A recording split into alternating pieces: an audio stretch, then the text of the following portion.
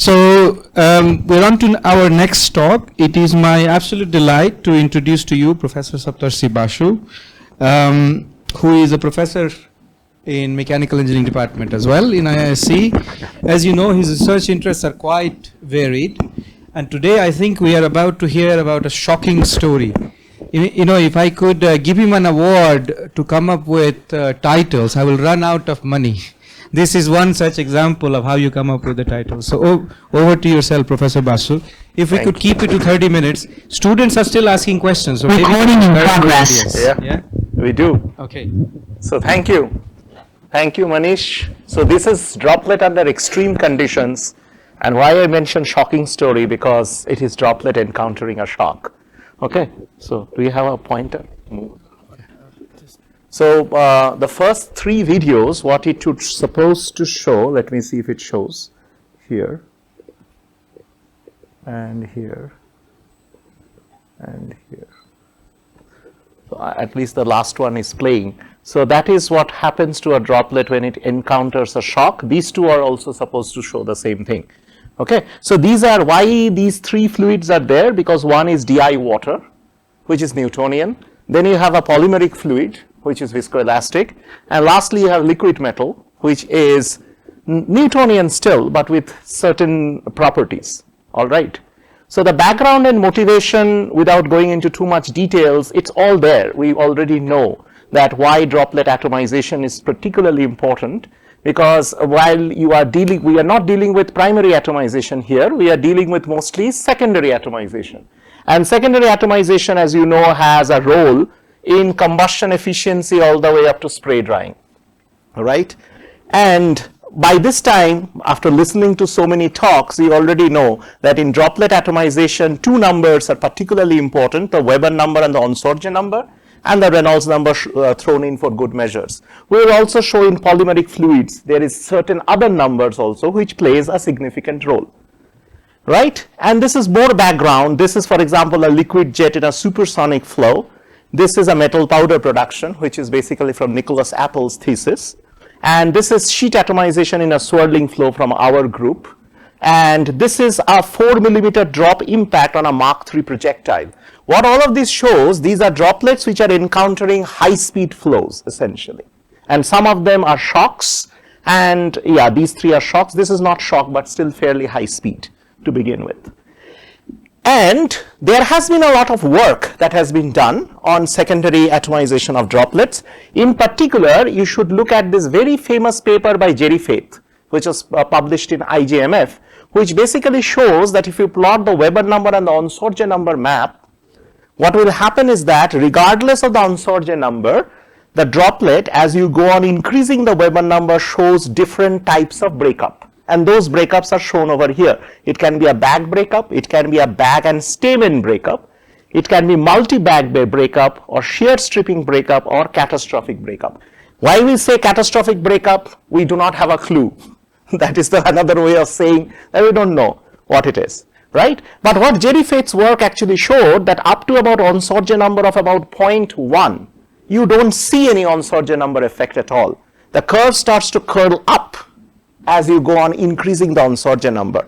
So this begs the question that for high viscosity fluids, which is the new generation, say slurry fuels, which is the new generation of polymeric fuels or polymeric liquids, this map does not exist. There are no universal correlations, right? So this is a fairly important stuff, and it can also happen in high pressure. High pressure situations also will mimic the same thing. So this is a still unanswered question in the literature as of now. All right.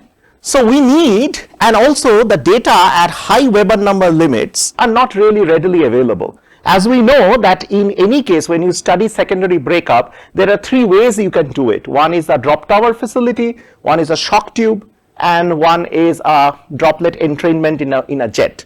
So we have done all three at different points of time.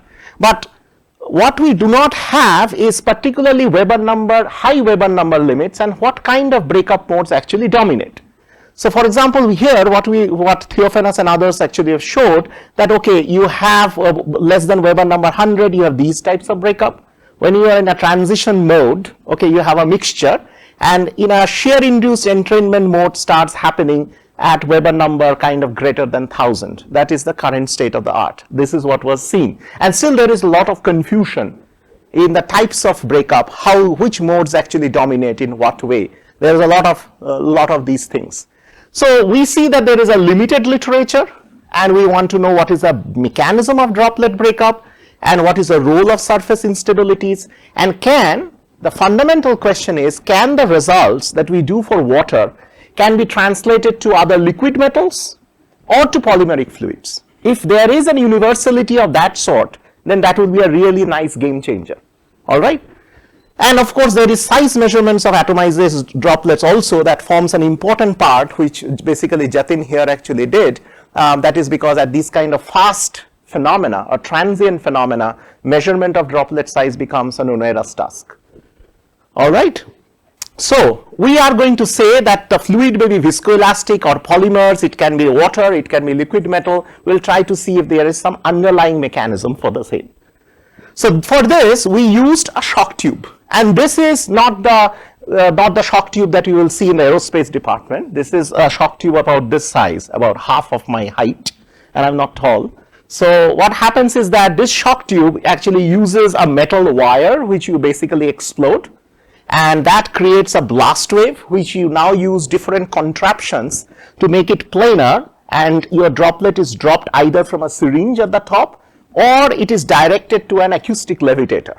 So in that way, you can get very high fidelity measurements on what is going on in the droplet, while avoiding all the complexities that are there in the case of a shock tube, which runs along the length of this room, essentially. So this is how it looks, essentially. So let's look at the parameters. So essentially, it's the shock Mach number is important, the Weber number is important. We tried first DI water of different sizes, from 500 micron all the way up to about 3 mm in size. And in terms of shock Mach number, by changing the charging voltage, we went up to about a shock Mach number of about 2. Okay, you can go higher.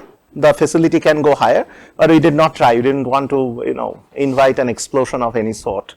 Okay, and the Weber number accordingly, depending on different channel geometries and depending on the different diameters of the droplet, we go up to about 10 to the power of 4 and beyond. Okay, so this is very high Weber number limit to begin with. So these are the stages of the shock interaction. So you have this, you can see this is the shock wave, right? It passes by the droplet and you see nothing happens, right? You see the reflected wave and everything. Things start happening a little later, okay? So this is the flow that is generated by the shock, okay? So it is behind the shock, you start getting the droplet breakup phenomena. For example, this one is a typical case of Rayleigh-Taylor piercing. You can see the stamen. And this is a case of shear induced breakup. You can clearly see the droplet shearing out from there. Okay, so this is what happens in terms of the shock dynamics and the flow dynamics. Okay, so what happens when there is an incident shock? There is a transmitted wave inside. The transmitted wave ultimately forms the slip surface and the Mach stem, and then there is a focusing of the reflected expansion wave. Ultimately, this leads to a recirculation zone behind the droplet. This is what the shock does.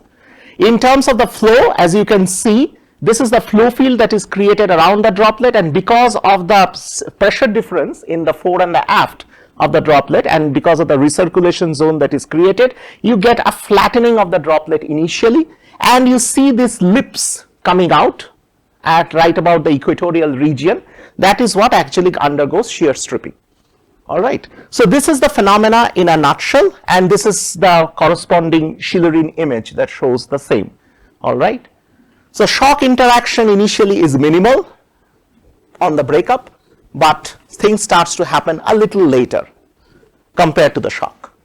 Let's look at this in details first. The first one is the shear induced entrainment mode. So this is what you look at. This is roughly around Weber number of about 1300. Okay, so what you see initially, there is a flattening, there is a liquid sheet, and then this liquid sheet starts to strip, and then you get the final breakup. This is with time. Okay, and at a very high Weber number, this is close to 10,000, okay, it's about 8,000 actually. So you can see that this modal characteristics remains kind of the same, but then it starts to atomize what we call catastrophically. Okay, it's very misty quality droplets we see. So what we have in the peripheral sheet is Kelvin-Helmholtz wave plus the droplet deformation. These are the two factors which leads to that. How do we know this? This clearly shows what is going on. Because if you do not really say, oh, this guy is talking about Kelvin-Helmholtz, where is the evidence for that? If you look at it carefully, you should be able to see the Kelvin-Helmholtz waves as they.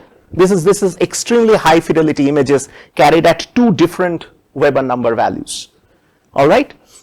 So there are many theories which says that why this lip actually forms within the droplet. Okay.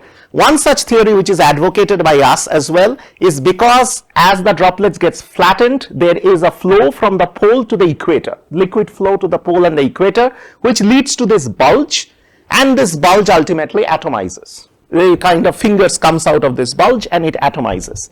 So that is the mechanism that we have kind of in the SIE. This is the shear induced entrainment mode of breakup. All right. So what you can do first, you can calculate this wavelength because we have such great images, and you can do a linear stability analysis on this. This, however, assumes that there is a step jump in the velocity from the liquid phase to the gas phase. And then you can do your standard dispersion equation, and it turns out that for different Weber number, the experimental data and this theoretical data do not match, right? So what we did immediately after this, because the assumptions were these, we did immediately after this is we took into account what we call the vorticity layer thickness, is essentially the boundary layer. Okay, so the velocity is actually relaxed and you match the velocity at the interface, but that matching happens over a certain length scale delta A, right? Once you put all these things now into consideration, okay, now if you plot the dispersion relationship, your experiment and the modeling results match to a fairly large extent. For this phenomena, which is as complicated as a shock hitting a droplet, this is, I would say, a pretty good match that we have been able to identify the critical wavelength. All right. So now the KH instabilities and then the Rayleigh-Taylor modulation. So once you look at it, you will find that these are the KH waves that are produced. Now if you look at the droplet from the top, okay, top view, you see that there are RT waves which are produced over the KH waves. So there is a modulation on the KH waves, right? So it is like an add-on function over the KH instability, and this is the top view actually proposes that, and we calculated both the experimental and the theoretical, and they match within a certain order, which is good in this kind of destructive breakup mechanism. This is quite a good agreement of the RT waves.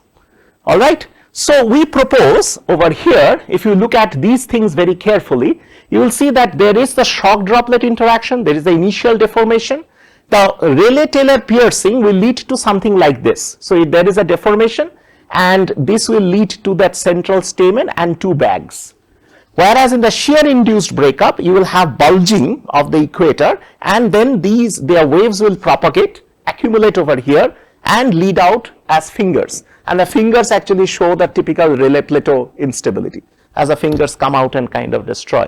So the idea was that is there a preferential mode of breakup, right?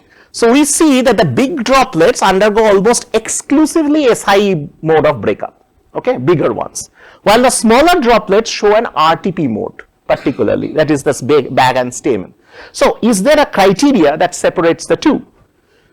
So one thing one should kind of note that the growth rate of the shear induced entrainment waves is always greater than the RTP. So it's an unequal race. The SIE always wins. Okay, the RTP is always slow.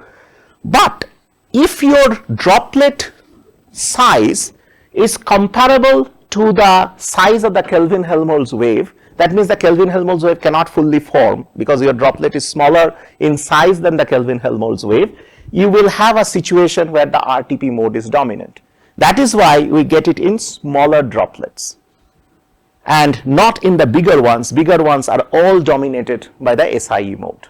Okay, so this lays the foundation that what are the kind of modes that are available. So this can be now put in a nice little map which actually shows the time, the different time, the breakup time, the induction time, and the breakup end time as a function of Weber number, right? So we know that how for water, these are all for water, we know that what are the stages that the droplet and how this transition phase actually happens, all right?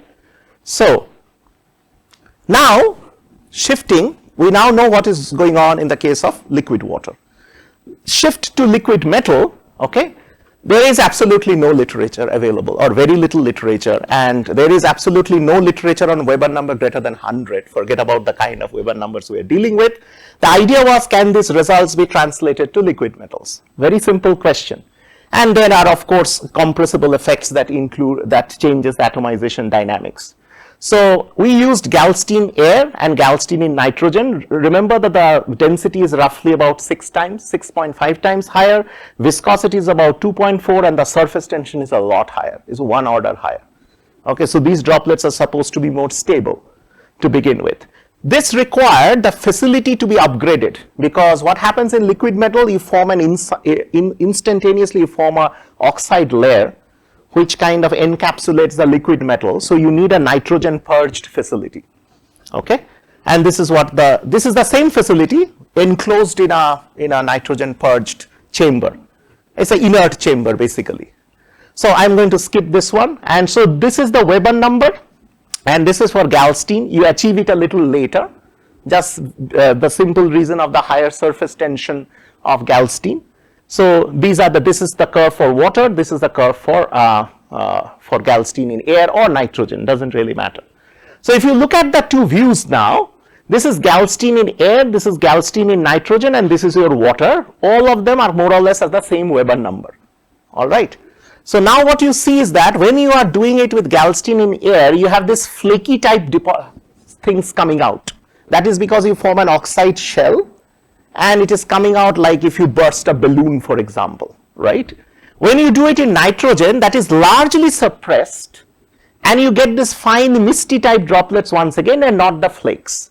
Now if you compare this with water, you will see that there is a lot of similarities in the atomization. Only thing is that the time scales and the other things could be a little off because of that, all right? You continue to do this, and if you show Galstein in air at different Weber number, for example, you see that even to go at, this is very high Weber number, about 7,000, still we are getting this very flaky type of deposits, okay? Not like the catastrophic type that we are accustomed with. Now, if we now do this in Galstein nitrogen, you recover the very misty form of breakup, but still at high Weber number also, this is not as misty as water, just because of the 1 order change in surface tension. Surface tension changes by 10 times. All right. So we then analyze the mechanism for Galstein air, and we found them, to cut a long story short, the mechanism is exactly the same. There is KH waves that are produced. It leads to this, flattening, and here from these views, you can really see that how this atomization actually takes place. Okay. So we were sure that the mechanism of breakup remains almost the same. We tried and did the same, linear stability analysis on this. Again, we found a very good match.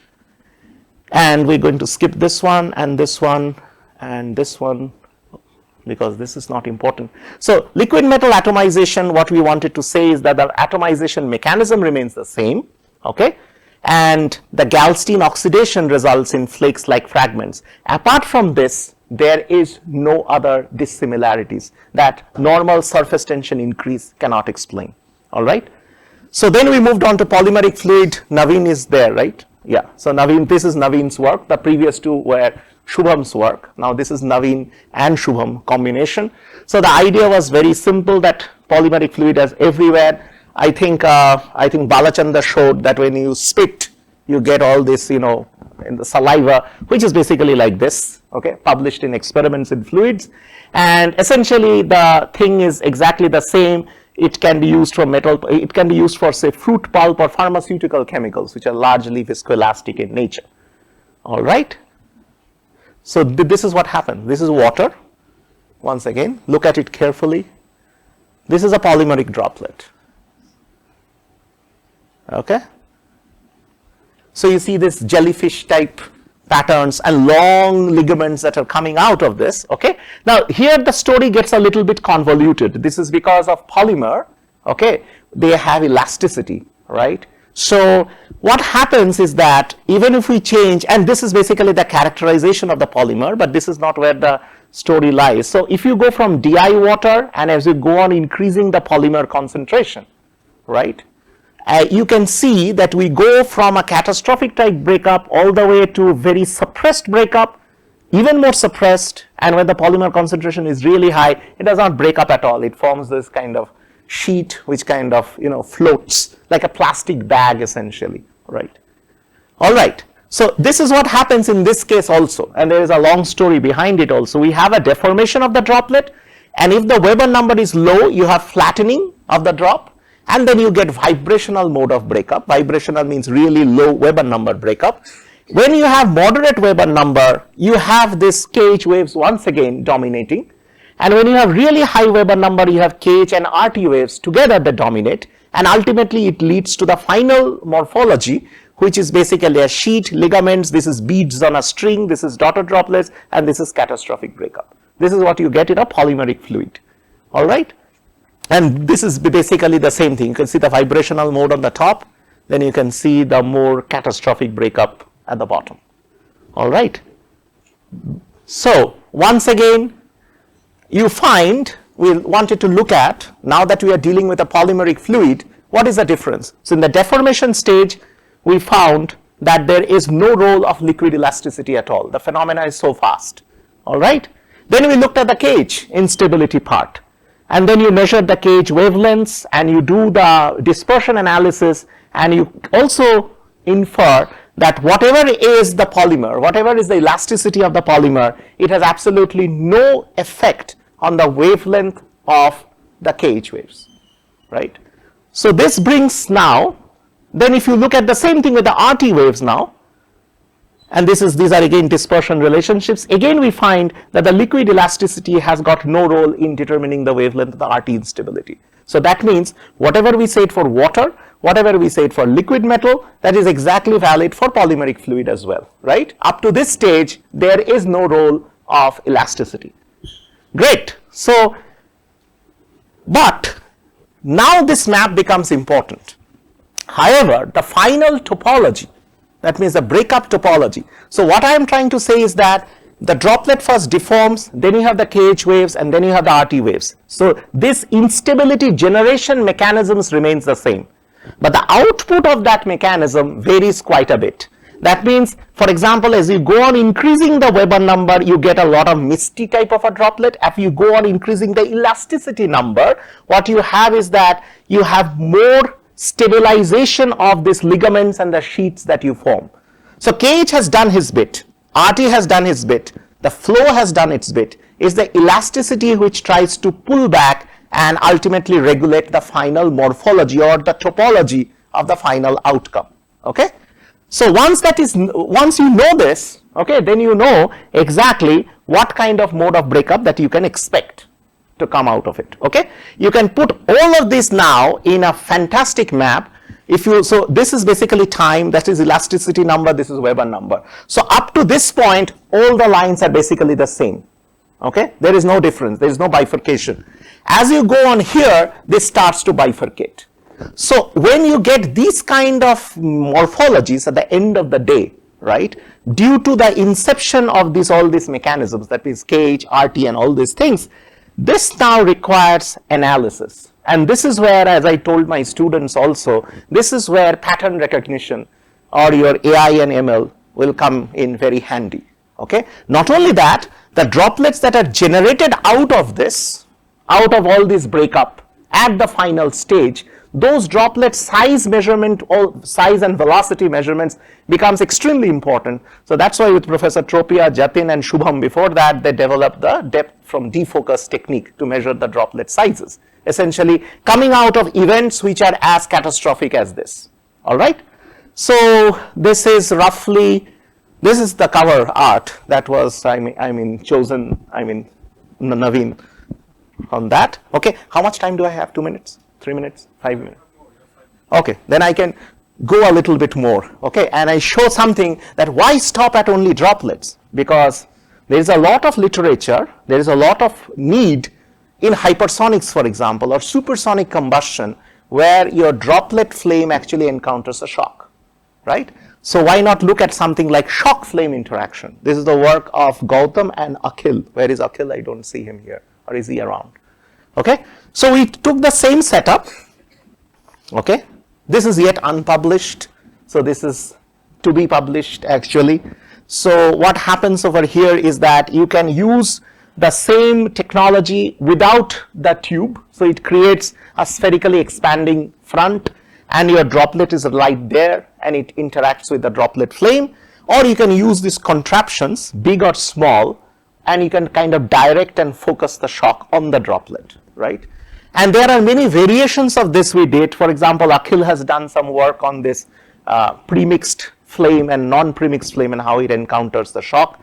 Jatin has done or is doing how a column of liquid actually atomizes in these contexts. Forget about all these numbers. Just look at some of the pretty pictures once again over here. So this is the blast wave. Again, there is a decaying velocity behind the blast wave, which actually leads to this vortical formation. Okay, and that is what actually interacts with the droplet, as simple as that. So you can have different Mach numbers, all are above 1, so big channel, small channel, open channel, all kinds of configurations. So this is what happens. If you see, this is small channel, free field, big channel. So you can see first, if the video replays once again, you see first the flame is lifted, and then the backflow actually atomizes the droplet, right? Let's look at it here. The flame tip just moves free field. There's a very weak front now. The flame just perturbs, goes up, reignites and comes down and attaches over here. And here you can see the flame tip and the base is continuously moved downstream because of the bulk flow, right? So these are with different strengths of the shock, okay? You can watch the same thing, that it is basically, it ultimately boils down to how a flame interacts with the vortex. It's like a vortex ring. If you kind of, take the problem and reduce it to the bare minimum, this is what exactly actually happens. All right. So, so in other words, if we just, I shall show 2 or 3 slides, there are more in the interest of time. So what happens when you have an open blast wave, that is, there is no section, you have the flame shock interaction, and then you have a flame jet interaction, and the flame jet interaction ultimately leads to either reignition or blowout of the flame. All right. When you have a higher Mach number with a focusing blast wave, you have a flame liftoff and partial extinction, and then you have a droplet vortex interaction after that, ultimately leading to droplet breakup. So this phenomena is a sequential time phenomena. First, the shock comes and lifts the flame or modulates the flame. Second, the flow comes. Flow also interacts with the flame, and if it is strong enough, it will atomize the droplet using some of the same mechanisms that we showed earlier, right? So this can happen in any type of supersonic applications that we are talking about, right? And this is fundamentally important because there has been absolutely no work in this field, no work, okay, on these things, okay? So few of the people, these are all the IGSTC team actually, okay, who participated and did all the work, and there are actually 3 JFMs that came out of it. And so, I mean, whatever the droplet shock work presented were all in JFM, and a few others are coming up in other journals as we speak. So I finished on time, hopefully. Okay, wait. Talk open for questions.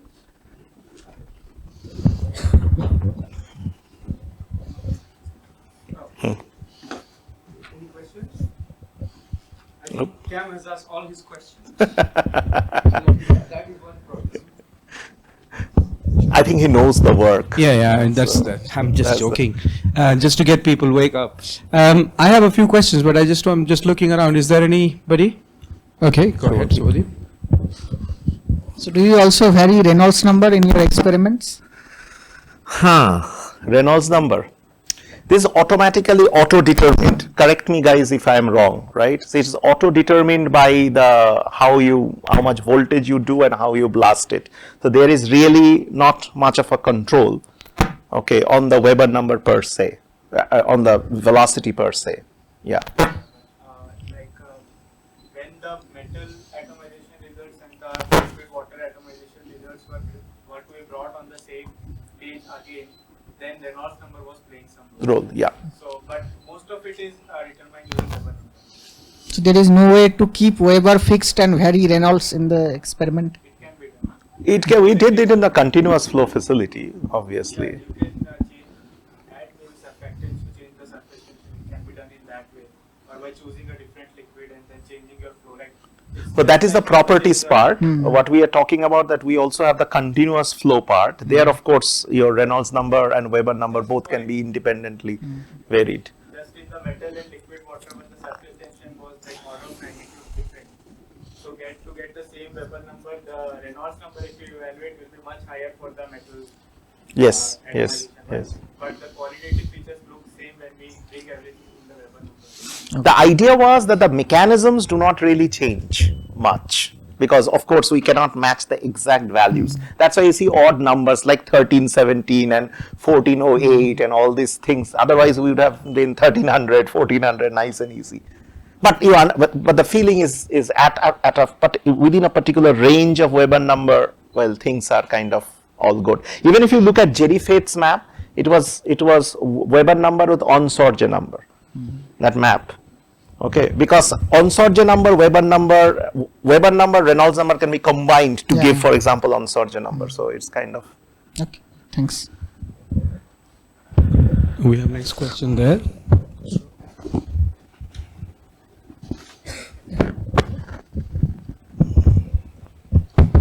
Hello sir, it was a very nice presentation. I must say there were too many shocks involved, and That's why it was a shocking story. yes. I am Husro Kamaldeen. I am doing my PhD at IIT Roper. I am also working in this aqueous polymer solution somehow. Okay. So in my work I saw, because there were a lot of filaments that were coming. I am working in a little bit controlled environment, maybe not that spatially movements, drop impact on super hydrophobic surfaces. So was there any point where you could have quantified the way or any effect in which this stiffening of these polymer filaments made any distinguishable? This phenomena is so fast, rapid, rapid, and it's moving also, because and it's moving. It's not okay, moving. Okay, I mean, yes. I mean, it can be. Of course, you can. I mean, the total time involved is of the order of a few milliseconds. So ideally, it's polymer stiffening and other things may not happen within that time. Naveen, correct me if I am wrong, or if you have a different opinion. But we don't see that, do we? If it's not breaking, then Of course, yeah, of course. but yeah, we see it in static camera. So if you just pull it, maybe if the shock tube would have been visible and we could have a light over that and we could see from front, we could have seen something, but it's there. Maybe another graduate student can work on a technique to see from the front, so we could get an idea. Why not? But Why it's not? very nice Why not? presentation. I've been seeing these images on LinkedIn from very long time. okay. Glad to see you present here. Thank Okay, you. Good, good.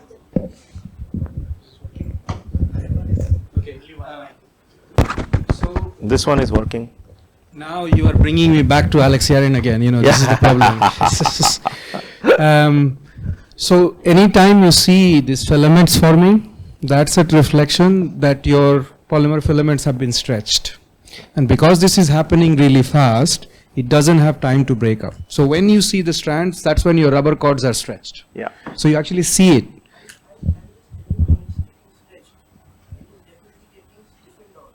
Correct. Possibly. Correct.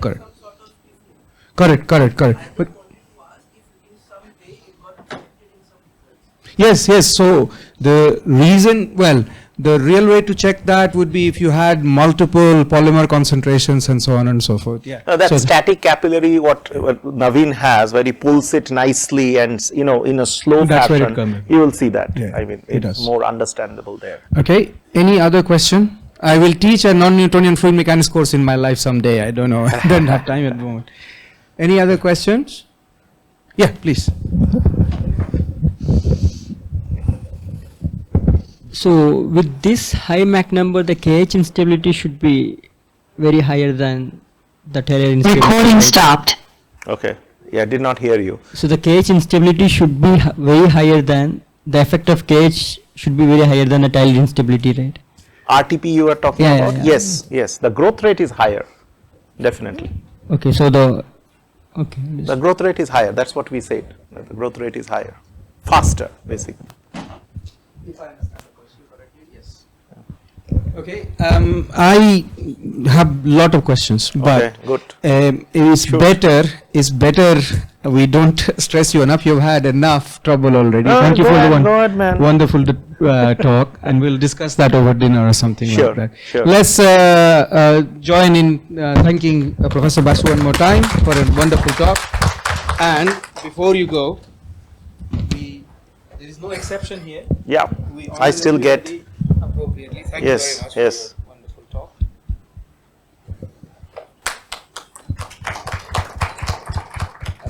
Thank you.